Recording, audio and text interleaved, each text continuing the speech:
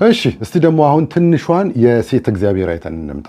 ዋት ትንሿን የሴት እግዚአብሔር የመሰለኝ አንበሳ ነው። እኔ ትንሿ እግዚአብሔር ነኝ በምድር ላይ ግጥም አድርጌ ነው የለምለው። ትንሿ እግዚአብሔር ሙሴ እንኳን እግዚአብሔር ለፈርዖን አምላክ አድርጌያለሁ ተብሏል። እኔማ በኢየሱስ እናንተ አላችሁ ምን ይላል እኮ ኢየሱስ ጌታ ነው። እና አንተ አምላክ ነህ እንዴ አንተ መንፈስ ነህ እንዴ ከምትል ራስን ዝቅዝቅ ከምታደርግ ሴጣን ከሚቀልልበት አንተ እግዚአብሔር ልጅ ጀግና እግዚአብሔር ልጅ ነህ። አሜን። ኢየሱስን የምትመስል አባትህ እግዚአብሔር የሆነ የአብ የወልድ የመንፈስ ቅዱስ ማደሪያ የሆንክ ጀግና እግዚአብሔር ልጅ በቃ በቦልድነት ወጥተህ ተፋቅረን በፍቅራቸው ይታወቃሉ የሚለው በፍሬያቸው አውቃቸዋለሁ። አቤት የድብልቅልቁ ያለህ በፍሬያቸው አውቃቸዋለሁ። የእግዚአብሔር ልጅ ከዛ ትንሽ እግዚአብሔር ሙሴ ፈርዖን ሰው ሰይጣን ከሚጫወትብህ አይ ቲንክ ሰይጣን እየተጫወተብሽ ያለው እህቴ አንቺ ነሽ። ምክንያቱም ይሄ ገበያ የሆነ ቴዎሎጂ ይሄ ከልቅምቅምቅምቅም የሚደረግ ይሄ በቃ ከየሚዲያው ላይ የሚለቃቀም እና በቃ ቃሉ ላይ ያልተመሰረተ ሰው ዝም ብሎ በሚወረወር ነገር እሷን ቀለብ እያደረገ የሚኖር አይነት ሰው አነጋገር ማለት ነው። እና እህት ያደበላለቀቻቸው ነገሮች በጣም ብዙ ናቸው። እያንዳንዳቸው አንዳንድ ትምህርት ይወጣቸዋል ማለት ነው። አሁን ወደ ትንሿ የሴት እግዚአብሔር እንምጣና እኛ መጽሐፍ ቅዱስ ስለ ራሳችን ሲያስተዋውቀን የእግዚአብሔር ልጆች መሆናችንን ነው እንጂ ትንንሽዬ እግዚአብሔሮች መሆናችንን መጽሐፍ ቅዱስ አይነግረንም። ኦኬ እኛ የእግዚአብሔር ልጆች ነን፣ እሱ ይበቃናል። ድሮ ከድቅድቅ ጨለማ ወደሚደነቅ ብርሃን የመጣን ከሞት ወደ ሕይወት የተሻገርን የእግዚአብሔር ልጆች ነን። መጽሐፍ ቅዱስ ይህንን ነው የሚያስተምረው። በመልእክታቶች ላይ እኛ አምላኮች እንደሆንን ትንንሽዬ አምላኮች እንደሆንን እና ሐዋርያው ጳውሎስ አላስተማሩም። ትንሽዬ ደግሞም የሴት እግዚአብሔር እኔ እኮ ደግሞ ይሄ ትንንሽዬ የሚለውን ነገር ለምንድን ነው የምትፈልጉት? ከሆነ ደግሞ አይቀር ለምን ትንሽ ወፈር ያለ እግዚአብሔር አትሆኑም? ትንሽ ጠብደል ያለ እግዚአብሔር ብትሆኑ እኮ ጥሩ ነው። ለምን ትንሽዬ ትሆናላችሁ? ኦኬ ትንሽዬ እግዚአብሔር ለትልቁ እግዚአብሔር የዕለት እንጀራዬን ስጠኝ ሲል እንግዲህ ይታያችሁ። ትንሹ እግዚአብሔር ለትልቁ እግዚአብሔር እና ምንድነው አሁን ምን እንድትሆኑ ነው? አሁን ይህንን በማለታችሁ አሁን እዚህ ገበያው ላይ መታችሁ ማለት ነው። አሁን ይሄ ቲክቶክ እንግዲህ ሶሻል ሚዲያው ማት ህዝብ ያለበት ነው። አሁን ምን ሆኑ ነው?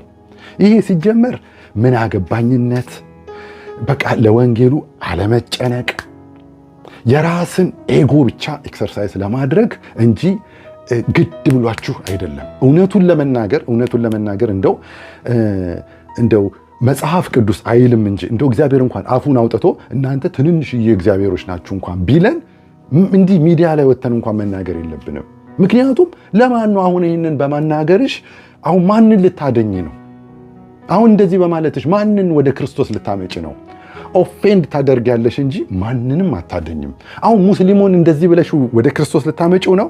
ኖ እንዴ ሙስሊሙ እኮ አላህ አይወልድም አይዋለድም እያለ እነሱ በገባቸው እንትን ለአላህ ለሚሉት ክብር እየሰጡ በቀን 5 ጊዜ የሚሰግዱ እኮ ጀግኖች ናቸው። አሁን እንደዚህ የሚፈሩትን እግዚአብሔር እያለ እኔ ትንሽዬ እግዚአብሔር ነኝ ስትዩ አሁን ወደ ክርስቶስ ሊመጣልሽ ነው? ሂጂ ወደዛ ነው የሚልሽ። እንዴ ትንሽዬ እግዚአብሔር ነኝ ብትዩ ሂጂ ወደዛ ነው የሚልሽ ሙስሊሙ። ኦርቶዶክሱን ልታደኝው ነው አሁን እንደዚህ? እንደ ኦርቶዶክሱ እኮ በእነሱ መቅደስ በሚሉት አዳራሾቻቸው ውስጥ የመላእክቶች ይነጠፋሉ ብለው የሚያምኑ ለዛ ነው ጫማቸውን የሚያወልቁት። ኦኬ በተለያየ ዶክትሪን አስተምሮ እንለያይ እንጂ እኮ እግዚአብሔርን የሚፈሩ ሰዎች ናቸው። አሁን ትንሽዬ እግዚአብሔር ነኝ ብለሽ ኦርቶዶክሱን ልታመጪው ነው? ሙስሊሙን ልታመጪው ነው? ማን ልታመጪው ነው? ምንድነው አሁን የዚህ ነገር ራሱ ትርጉሙ? for what purpose? ኤጎ የራሳችሁን ነገር ብቻ የምትናገሩ ማለት ነው። ኢቭን እግዚአብሔር እንኳን ናችሁ እንኳን ቢል እንደዚህ ብለን አንናገርም። ጨርሶኑ መጽሐፍ ቅዱስ የቱ ጋር ነው እናንተ ትንሽዬ እግዚአብሔሮች ናችሁ የሚለው? መጽሐፍ ቅዱስ እኮ እንደው እውነትን እንኳን እኮ ቦታ እየመረጠን እኮ እንድናስተምርና እንድንናገር እኮ የሚፈቅድልን መጽሐፍ ነው። ጳውሎስ እኮ እውነትን ሁሉ ቦታ እኮ አይናገርም። ምንድን ነው የሚለው? በበሰሉት መካከል ጥበብን እንናገራለን ይላል።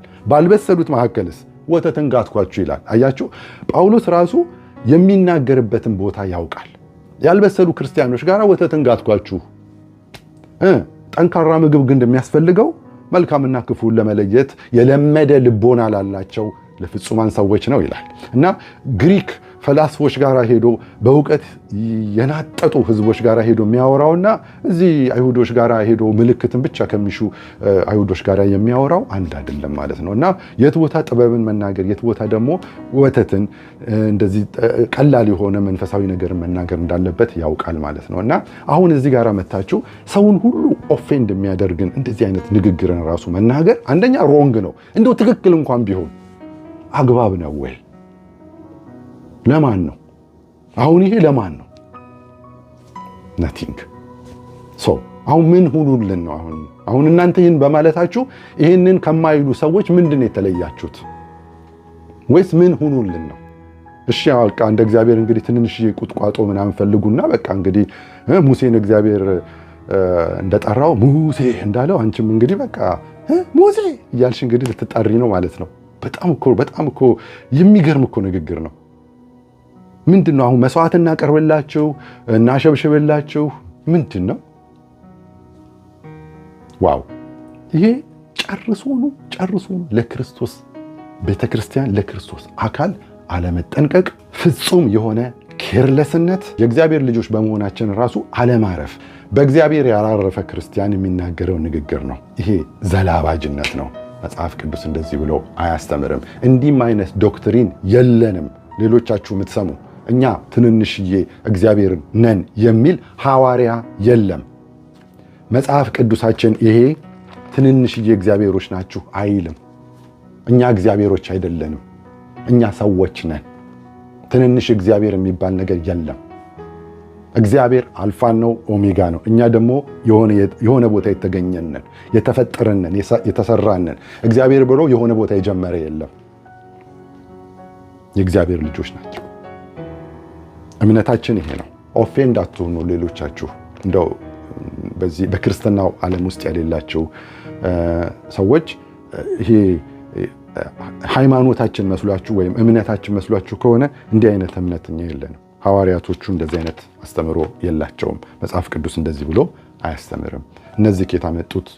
ከራሳቸው ኤጎ ያመጡት ነው ማለት ነው እና እንደዚህ የሚባል ነገር የለም። ጸጋ ይብዛላችሁ።